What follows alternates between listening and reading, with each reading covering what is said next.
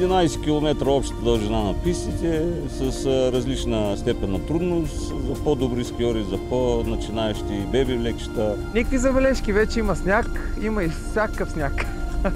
Може да има и изкуствен, и естествен, всичко е супер.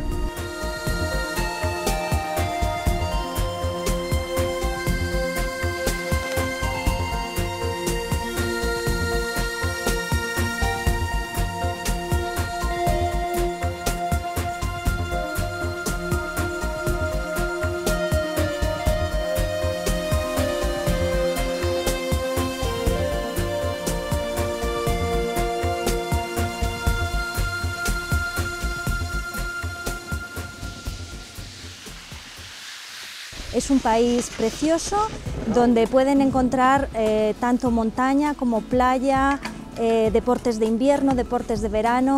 Es especialmente interesante para niños, también para mayores.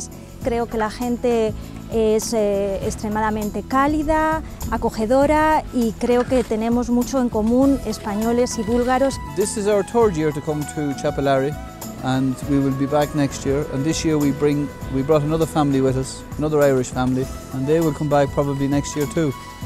We have 4 girls and they love the snow and they love Chapelari. The food is very, very good. It's very similar to Irish food and everybody is very happy here. I love Bulgaria. I love the snow.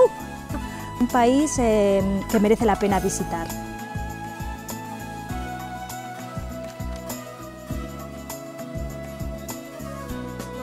Хората могат да разчитат на нас. Инциденти, когато има, винаги сме действали максимално бързо, точно и най-вече професионално. Най-важното – телефона, да бъде винаги зареден. Нататък работата е наша.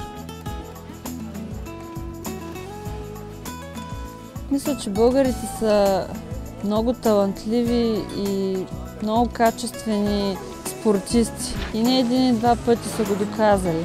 В условията, в които сме се готвили, не са били никога на нивото на чуждите спортисти и въпреки всичко сме печелили медали. Тук на спортен център Мечичао и специално в Чапелари имаме много добри условия за зимни спортове и не само за зимата, но и за прекрасен туризъм през лятото. Туризма в България е доказан от доста години. Настъпват наистина много промени, разбира се, в положителна посока.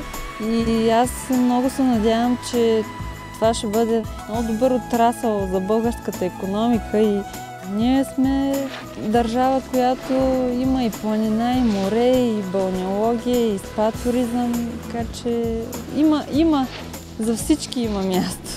Обичам и морето, и планината, обичам България.